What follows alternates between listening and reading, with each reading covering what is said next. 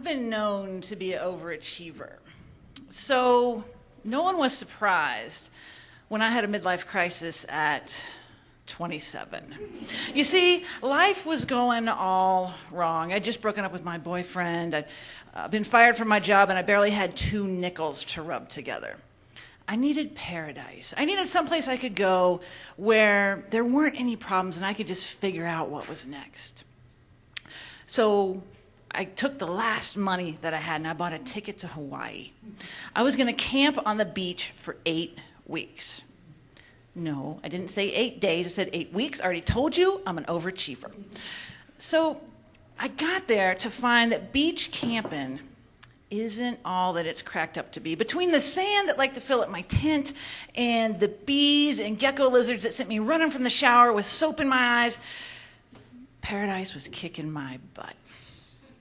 And that's when I met Big John Davy. Now, Big John was the island's teddy bear and philosopher. He was originally from Seattle.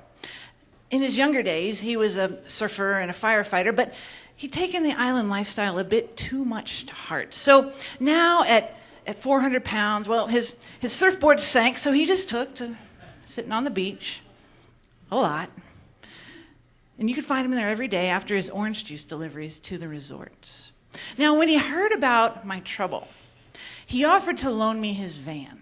Now, this wasn't just any van. This was a 1979 lime green Volkswagen camper bus with a pop top, all decked out for the beach lifestyle. So I jumped at the chance. Now, as he handed me the keys, he said, there's just a couple things you got to know. First, put a quart of oil in it every time you fill it up with gas. Second, don't ever drive it into town. It doesn't have a current license plate or insurance. Never stop on an uphill. It'll roll back on you. The brakes don't work that good. One more thing. Just remember, these models, they're prone to bursting into flames. If that happens, don't worry. I'll come pick you up. Well, it sounded good to me, so I took the keys, and down the road I went. Sure, I'd have a new lease on paradise. Now, it was a lot of fun in the van, and I was liking my new Zen self. You see, I was the envy of the campground everywhere I went. Now, one night, I wanted a little solitude, so I took it down a jagged lava road just outside of Kona. And just as it was starting to get dark, it was starting to be dusk, I got my curry chicken camp meal bubbling on the stove, and I went to the beach to meditate for a few minutes while it heated up. Now, I remembered that I left the spoon in the pan. And so when I ran back to get it, that's when I found I was no longer the only camper.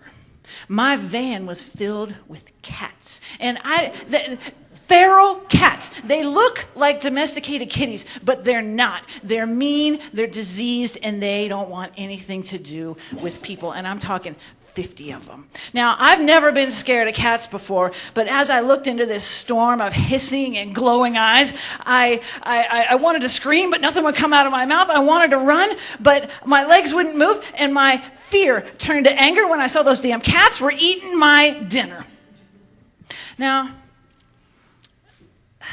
when I realized that they were eating my dinner, but they had something else on their mind, they looked at me like I was the main course. I felt myself free fall down the food chain, and I could just see the headlines in the paper the next day. Beach closed due to unemployed, overachieving failure, eaten alive by cats.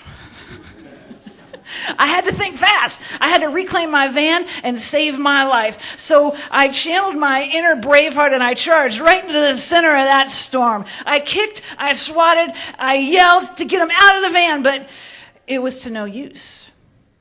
It was like herding cats. So I reached into my pocket. Trying to find a forgotten weapon, and I pulled out a ball of lint.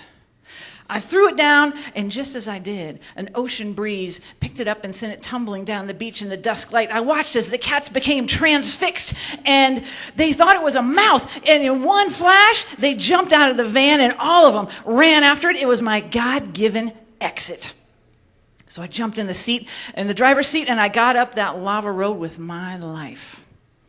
Now, when I saw Big John the next day, and I told him about the incident, He said, "Oh, that happened to me a few weeks back." He said, "So I just closed the van door and drove to the Humane Society with a delivery." He said, "You just got cats in your van back home. What you got to get is that paradise is portable. It'll be wherever you are once you learn how to herd your cats. And if you can't, it's just another day in paradise, minus the paradise." So with that, I gave John the keys, and I came back here to Boulder to rewrite my own paradise. And the first thing I did when I got here was buy a dog.